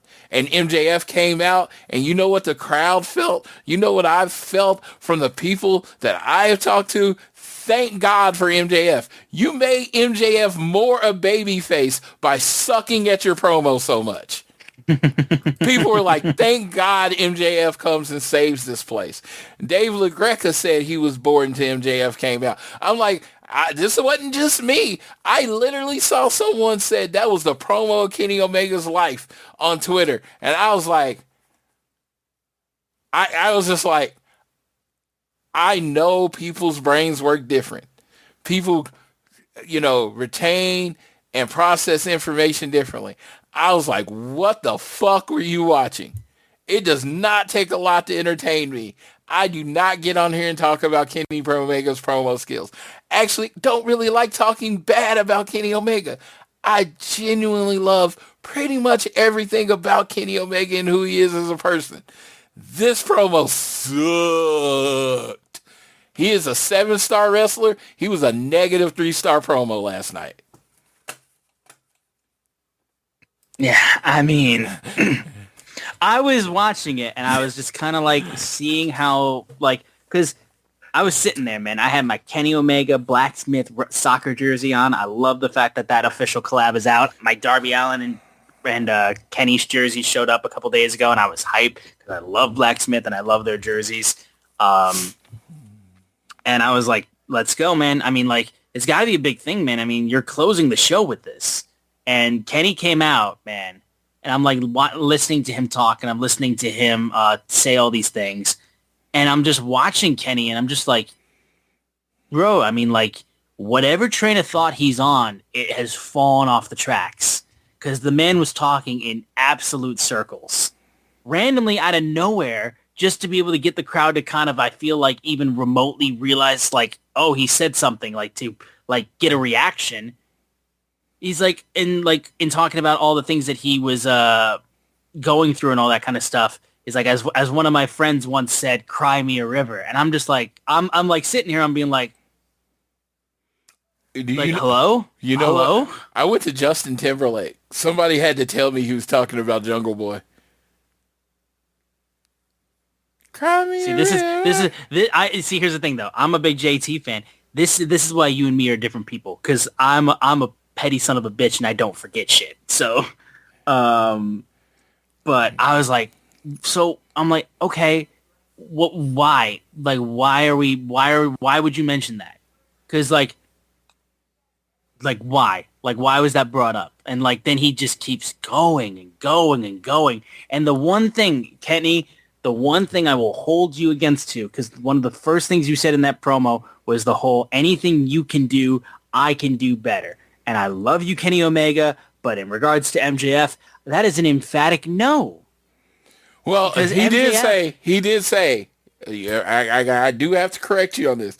He said, anything in this ring you can do, I can do better. So I was really thinking he was making sure not to include the mic. Well, I mean, here's the thing. He was standing in the ring when he had a mic in his hand. I will not let him get away with that. So. Winner, chicken dinner. I got nothing to say, but I was like, maybe that's what he meant. Because guess what?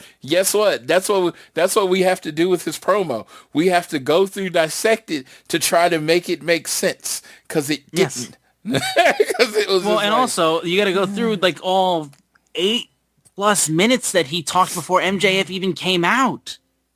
Yes. And Max succinctly got through all of his stuff within like a couple minutes. And like, again, he's just, and that's not even like the best promo that you've gotten out of Max. He got a better promo on Busted Open after the show.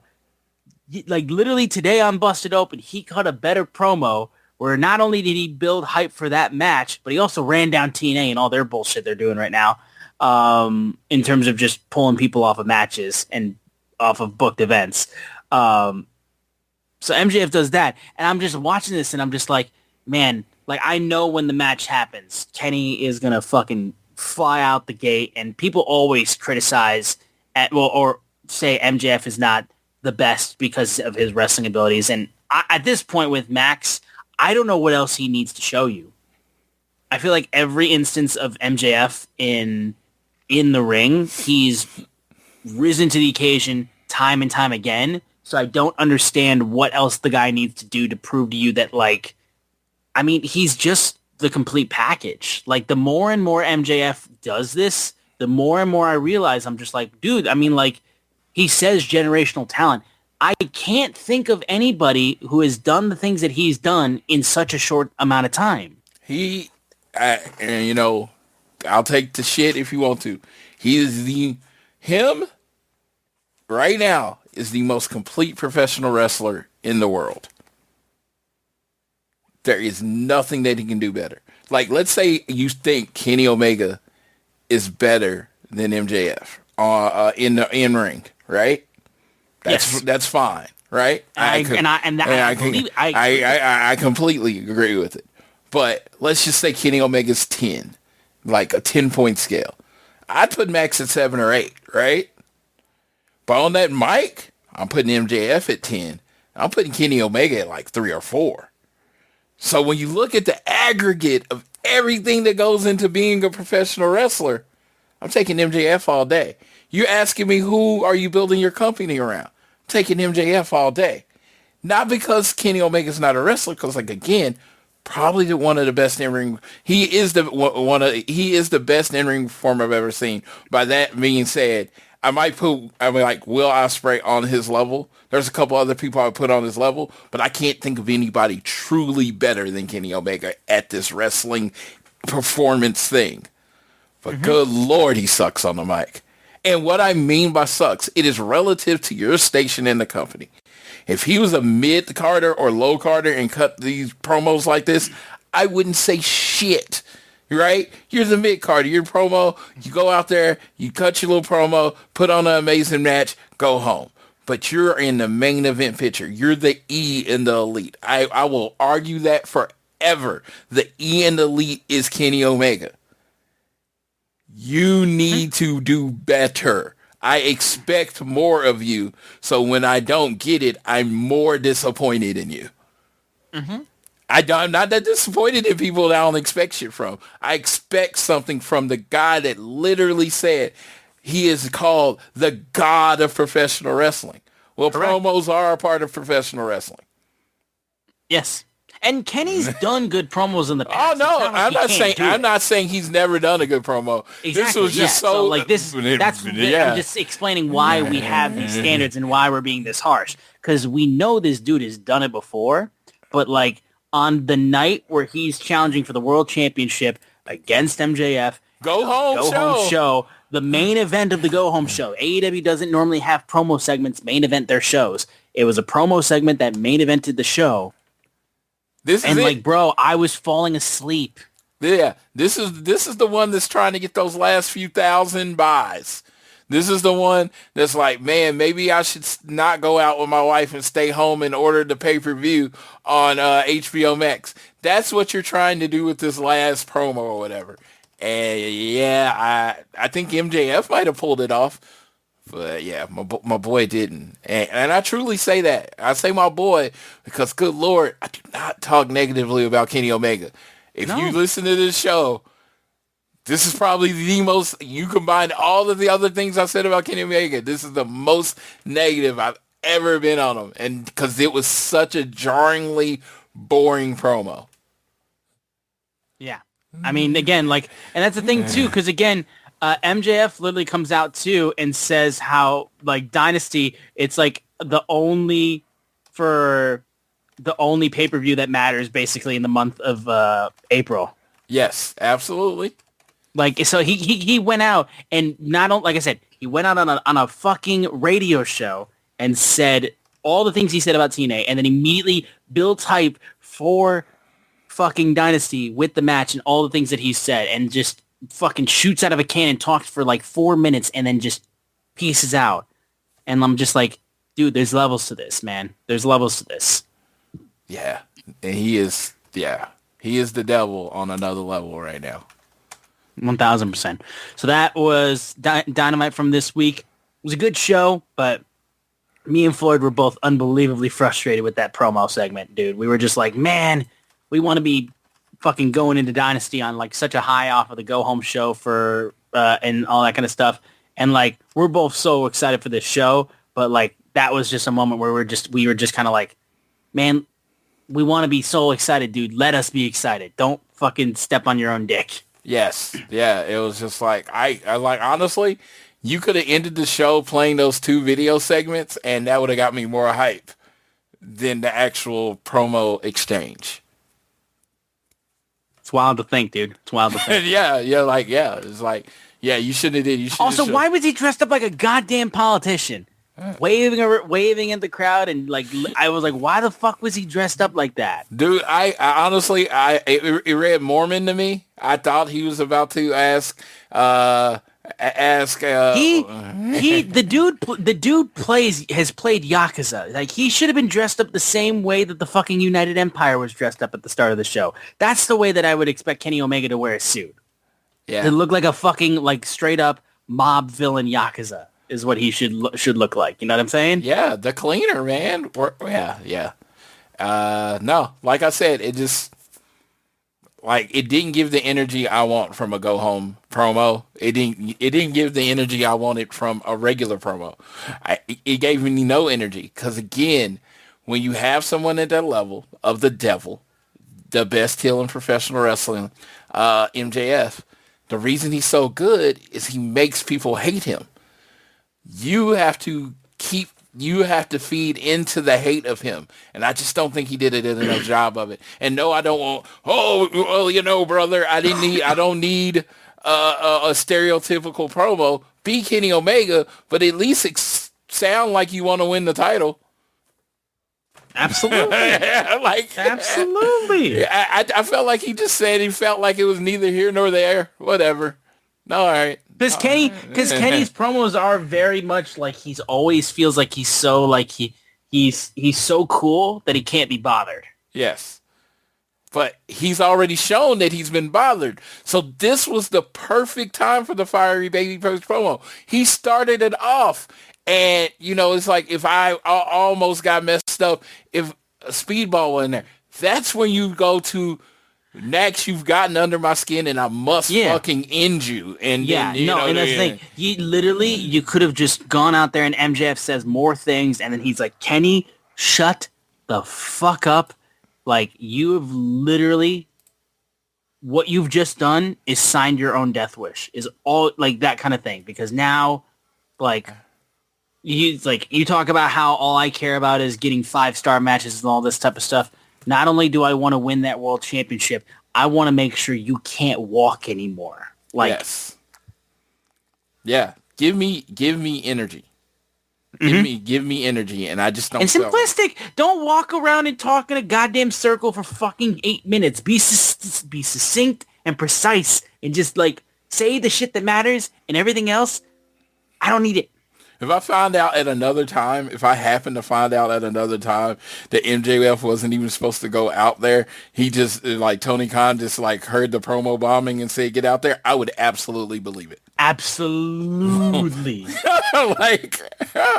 like not even remotely be surprised, I'm telling you.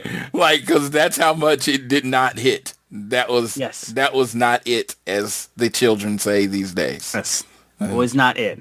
That was not it. It was not it. But yeah, that was Dynamite. In terms of Collision that we have for this Saturday before AEW Dynasty, of course, the Trios Championships will be defended by Jet Speed and Mystico against the Dogs. Marina Shafir and Tekla will be teaming up to face off against the Brawling Birds. The Young Bucks will face El Clan and Hechicero. You're also going to get Kazuchika Okada versus Myron Reed for the International Championship, and making sure that is everything. And then we're also going to hear from... and you might have said it real quick. Did you see this Hurt Syndicate? Did you say the Hurt Syndicate? I was going to. I was also going to say Chris Statlander and Hikaru Shida are also going to in a tag team. Yeah. Yes, as a tag team. Yes. Putting some energy in that women's tag team division. I like it. And the Hurt Syndicate will also be in action as well. And we're going to get Roosh versus Anthony Bowens for the number 2 spot in the Casino Gauntlet match for the TNT Championship at Dynasty. Dude, So. I have not read a spoiler. I have not watched the show, but I am 102% sure who's winning that match. Yep. Not 99%, not 100. I am 2% more than certain that Rush's winning that match. I mean, why would he not? Yes. Why would he not? Yeah. But yeah, so that's what we have for Collision. The one other thing I wanted to mention too, did you see, I didn't get actual verification of this, but it's one of those things, it annoys the fuck out of me how people will just post something about wrestling and then have at the bottom parentheses WON as their source, but there's no link to the actual source of when Wrestling Observer even said that, so I can't verify it. But like, someone said something along the lines of like Tekla was sort of drunk when she cut her promo on Dynamite and management was upset. I was like, what the fuck are we talking about here? That is not anywhere on their site. Yeah, I'm like, can I tell you just how much that bothers the shit out of me? Because my whole thing with that is this. If she is drunk, she should stay drunk because she has amazing energy. That cockiness that she has is perfect. I was just going to say, literally, I thought it felt like that was every other Tekla promo that's amazing. Yeah. I literally was like, I don't know what exactly people were going on about with that, though. Dude, I see, and I'm sorry for coffee. My whole life, my whole Facebook post, I have curated it as much as possible, hid as many, blocked as many, is literally every day I see one page that literally the whole page does is just make up quotes from Dave Meltzer. It drives me nuts. Because again, you fucking, like, it's the easiest shit in the world. You can't just put the parentheses of a goddamn news website and then say, oh, I cited my source. That's not how the fuck that works. Correct. No, put the link. Let us know. I was like, you need to show me where the fucking Wrestling Observer said that. Not just fucking tweet out a quote and saying, oh, Wrestling Observer said it. Yeah. So it's like, you just got to take my word for it. You know what I'm saying? I was like, what the fuck are we doing? Because I thought Tekla's promo was good. I loved how sassy she was. I loved how she was like with the announcer. She was like talking all this stuff. Fucking randomly was just like, I'm gonna fucking take you out to a nice dinner, take you to a strip club, and I was just like, Tekla's on one right now. Like, I get why people thought like, oh, she's being very weird right now, but like, I loved her like just vibe in that promo. So like, could she have been drunk? Maybe. I don't fucking know, and neither do you. But if she is, she's very entertaining when she's drunk, so I'm fine with it. But like, you fucking dweebs that are on here just doing this shit, dude. I was just like, can we fucking, like, literally find something to do with our lives? Like, even for half a second. Like, even a little bit. Please. I beg of you. Yeah, completely agree. Completely. Sorry, that was just something I saw and it just bugged the shit out of me. No, I see it. I see it all the time, so I completely agree with you. Yeah, absolutely. So. Either way, we're going to go ahead and we're going to move on now to our Dynasty pay-per-view predictions and preview. Of course, this is going off of everything that is announced as of April 10th, like at 3 in the morning EST. The 0-hour match that we have is Alex Windsor versus Marina Shafir. Should be a fun match. I feel like this is going to be a Windsor win. It just seems like it's just setting up to be like that. I know Marina's been getting a lot of momentum. I think it just setting up for Windsor to get a win too, because the Brawling Birds have been rolling. Windsor's been rolling. I just feel like this is going to be a win for Alex. I don't see. I'm of the opinion the United Empire shouldn't just dominate the whole thing. I agree. But I keep picking Marina and she keeps losing, so I'm going to go with you. But I think personally I would have Marina win, but she's going to lose. Yes. Casino Gauntlet match to determine the new TNT Championship. I've been waiting. I should say. I've been waiting on this. Here we go. This man called it last time, and he's ready to make...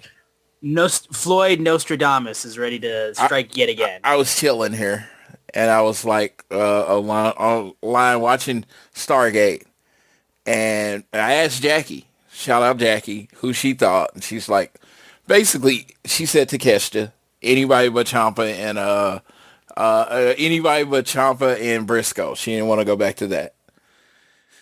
And I was sitting here, and I was like, I know who it's going to be. I know who it's going to be. Your winner and new TNT champion. The Wrestling Observer of the Year. Most outstanding wrestler. Or Wrestler of the Year. I think it was Wrestler of the Year. Whatever. Ric Flair, Wrestler of the Year. Mystico is your new TNT champion.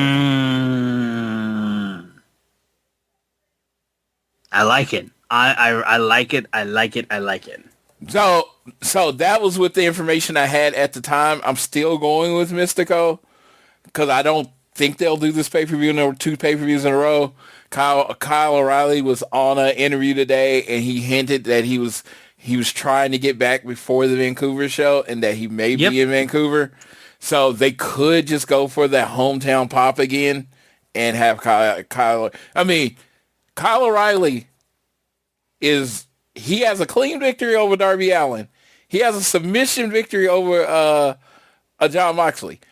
Fucking Tony Khan loves him some Kyle O'Reilly. He does. Dude, clean victories over 2 of their most pushed guys. Him winning wouldn't totally shock me. But my prediction, I didn't know who was even in it other than the guy that was number 1 and then the people that are fighting for number 2.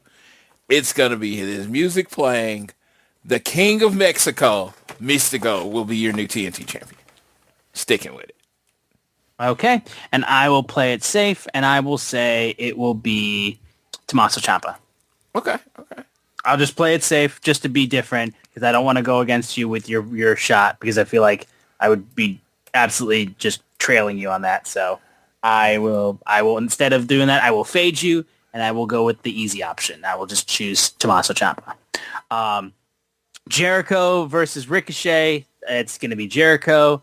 It just is. This if there's any match that's a foregone conclusion more than any out there, it's Jericho, I feel like. Yeah, I kind of would like the Gates of Agony to interfere and see who Chris Jericho is going to be aligning himself with. Yes. Is it going to be Big Bill and Brian Keith coming back out? Because they had a feud with the Gates of Agony, so that would make sense. But, I want to see some progression on the Chris Jericho thing. Now, again, we have over a month till Double or Nothing. So, yes, they could be saving it to Dynamite in Philly because, Philly's always a big show. But, I want to see, Jericho, the big question is not Jericho coming back. It's what are they going to be doing with Jericho now? Yes. Okay. Young Bucks versus Kazuchika Okada and Konosuke Takeshita. Scottie Pippen and Michael Jordan are not going to be able to beat the Young Bucks. They're going to be too focused with just one-upping one another. And more importantly, not only am I saying the Young Bucks win this match, but then TK is going to do right by us. He's going to book Okada Takeshita for Double or Nothing. Yep. In New York. I truly think that we're going to get an all-in level match in New York. I think Tony Khan, with this being the first pay-per-view in New York proper, I believe. This is not New Jersey. This is in the New York City area. Yes. This is the first one, pay-per-view, that they're going to go all out. They're going to basically try to steal New York and go without a home run. So I absolutely think Takeshita versus Okada in New York, that's the place to go. But yeah, I am definitely going with the Young Bucks to win this match and set up some stuff for the future. There you go. Andrade El Idolo versus Darby Allin. I feel like we're just in this point right now where we're really setting up this underdog part of Darby, and being an underdog, I feel like he just is going to lose this match. So I'm going to pick against my boy, and I'm going to pick Andrade. I truly think the main event of Double or Nothing, so this will tell you who I think is going to win the world title match, is going to be MJF versus Darby Allin. So I'm going with Darby Allin. Okay. Sounds good. Jon Moxley versus Will Ospreay for the AEW Continental Championship. Here's the deal. Like, Will Ospreay being the Continental Champion, to me, makes so much sense because, like, you give the championship that's won to winning AEW's version of the G1 to Will Ospreay. Yeah, that makes sense. So, I just feel like just Ospreay being back, I don't think it makes sense for him to win immediately and all that kind of stuff. I wonder, like, what takes place afterwards. But I feel like Ospreay wins. Maybe he gets jumped afterwards by the Death Riders, but I'm going to pick Ospreay. New champion. Everything in me, if it wasn't AEW, if this was any other company, I was like, DQ, draw. There's no reason that this match should have a winner. But AEW, especially in Continental Classics, they give you a winner. And that being said, I'm going with Jon Moxley. Okay. The reason I just, like, with him winning, I don't think you want to tie Will Ospreay down with a belt. And I think having the Continental Classic title would actually tie him down with a belt. And they've done enough to build up, like, different parts of him being hurt where Moxley could just be, and Moxley cheats some way and just be better that day. That's the whole thing about it. I mean, Moxley can still regularly cheat. The cheating doesn't always have to be interference. So he could just regularly cheat and win the match. But everything in me is like, I thought, so once everything in me says, and I don't know why, that Callum Newman turns on Ospreay. That's been my thought. Because Callum kind of Newman was kind of shooting them daggers and all that stuff. Another protege going after Will. Yeah, and I think that's going to eventually. I think it's going to eventually happen. I don't know if it happens Sunday. I don't know if they want to do it on AEW TV. But I just feel like some reason I feel like Will. It feels like too early too, since I mean we only just saw United Empire return this week. Yeah, I feel like Will's gonna get screwed on Sunday, and I just don't know how with the rules that they have. But maybe he just wins. Maybe he just wins, but I feel like he's gonna get screwed on Sunday. Okay. Tekla versus Jamie Hayter for the AEW Women's World Championship. This is the one where I feel like there's got to be some interference because Jamie, like, I feel like the safest way to make sure she still keeps her momentum of being in the Brawling Birds and, still being a big name in AEW's women's division, I think should work her way back to the world title, being world champion again. I just feel like the Sisters of Sin have to fuck with her at some point, and then that allows Tekla to win. I truly think this could be the match that steals the show just because of how physical both of these women are. And when it comes to women's wrestling, the more physical you are, the more it translates. And both of these women just throw bombs. They do. Hayter hits hard. They already had that kind of feud beginning, and I just think it's going to be violent. Of course, I think Tekla's going to win. But yeah, I do think it's going to be ultra violent, and it's going to be awesome. FTR versus Cage and Cope. Floyd, you take this one. All right. So Canada's favorite holiday, beat up elderly people day. FTR versus Cage and Cope. Now, all right. No shtick.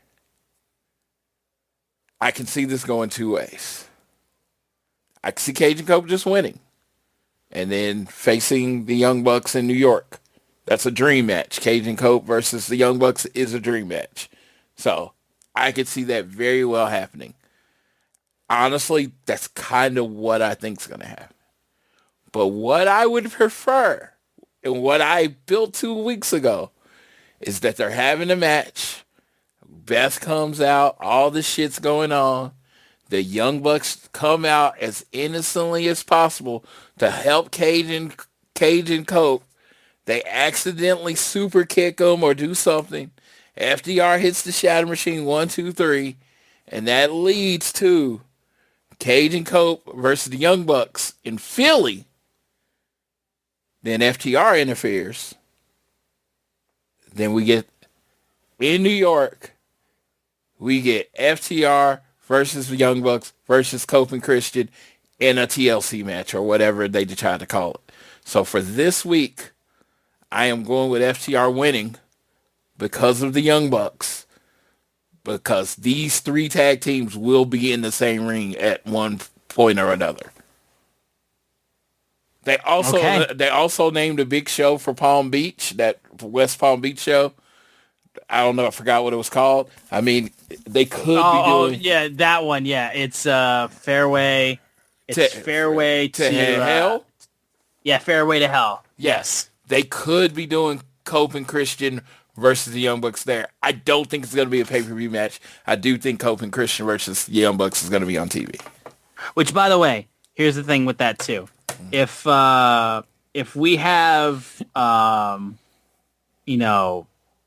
Fairway to Hell being that pay-per-view name, I'm gonna need our boy TK, and I'm gonna need AEW to do your boy a favor, and I'm absolutely gonna need some more AEW golf merch outside of just the MJF golf balls that you sold when he was in Happy Gilmore 2. I want more AEW golf gear. Like they have that one Adidas polo they have on sale of just the AEW logo merch. Fairway to Hell, I need some golf merch. Sell a golf bag, sell me some AEW tees, sell me some AEW golf hats, sell me some more polos. Like, your boy wants to go golfing, and if you sell more AEW golf merch, I will fucking buy that shit. I'm telling you. So you can take my money if you just do this one thing leading into that show that you named after fucking golf terminology. Okay, let's go. Let's go. I'm excited. You got me pumped up. I don't even play golf. Finally, MJF versus Kenny Omega, the Devil versus the God of Professional Wrestling for the AEW World Championship. Well, anything Kenny was supposed to do to make me think he could actually win the match, he failed to do last night, so MJF. Like I said, I did like when he dropped the ring on his chest. That was at least a cool visual. But the Devil is going to retain because the Devil does not care about winning a 5-star classic. The Devil cares about winning the World Championship by any means necessary. Good old kick to the nuts. Heat Seeker. 1, 2, 3. You'll win and still champion. The generational talent MJF. And I'm like, dude, again, right now, I just don't see any reason right now with the stuff that Max has been doing why you would take the belt off him, even if it is Kenny Omega. His run right now has been magical. I don't think you touch it. You let him be. Just let him be. That's all you need to do, man. I feel like that's all you need to do. Yeah. I know people feel their way about your boy. I know they love him. But yeah, it's time. It's not Vader time. It's time for MJF. This is his time. This is his run. Like, there you go. Like I said, earliest he would lose to me is All In. But hey, again, we'll see. We will see. That right there is our AEW Dynasty preview. We got a couple other things real quick that we want to mention before we wrap things up, and then we'll close things out, and everyone can go out and enjoy AEW Dynasty. Yes. Mark Quinn tore something. Could not get verification on what he tore. He tore a muscle. He's out indefinitely. They started doing Isaiah Cassidy going into singles competition. So, yeah, I feel like this is the perfect time for Isaiah Cassidy. This is going to be a sink or swim situation. I saw this with Kyle Fletcher and Aussie Open. He really came into his own after he left Aussie Open. So I'm not putting Isaiah Cassidy on that trajectory, like be Kyle Fletcher or you're a failure. But you do have a chance to elevate yourself. So good job. And Mark Quinn, get healthy. He has had the injury bug, something fucking terrible. Get healthy, get stretching, get on yoga. Because from what I understand, those kind of things help with muscle tears. I don't do any of that. I stretched to get that food in the top shelf. That's all the stretching I did. And then Kyle Fletcher, meniscus. We talked about that earlier. Get well soon on that situation. And then wild speculation. It's time for your episode of wild speculation.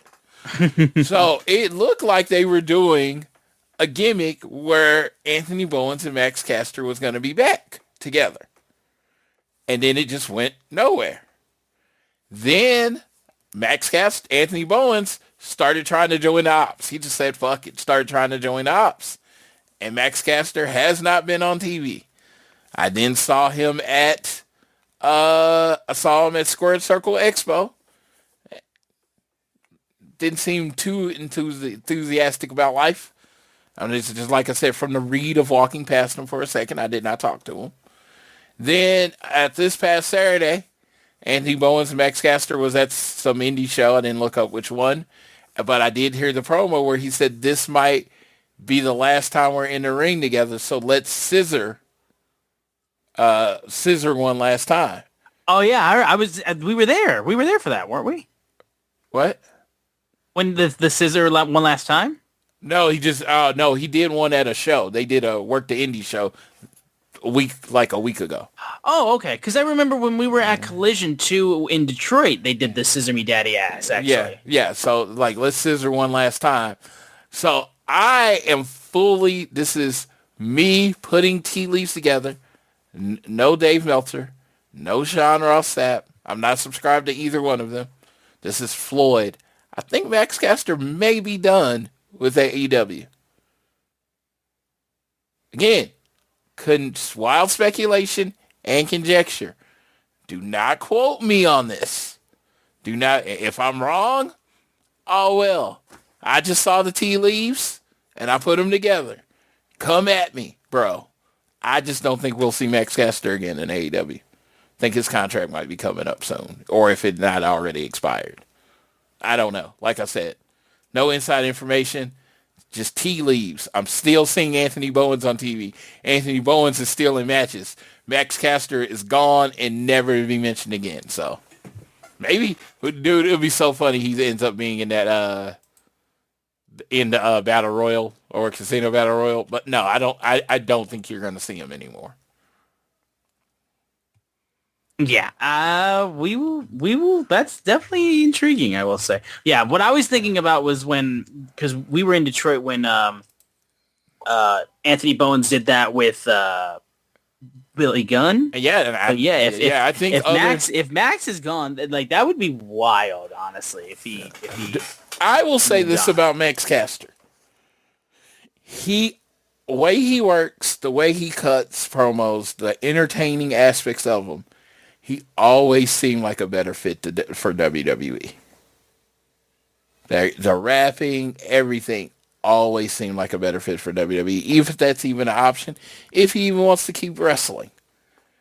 I've always seen him as a better fit there. The Acclaimed worked, but I said the Acclaimed was Black Billy Gunn and a Road Dogg. It was an act that even in the height of AEW didn't feel like an AEW act.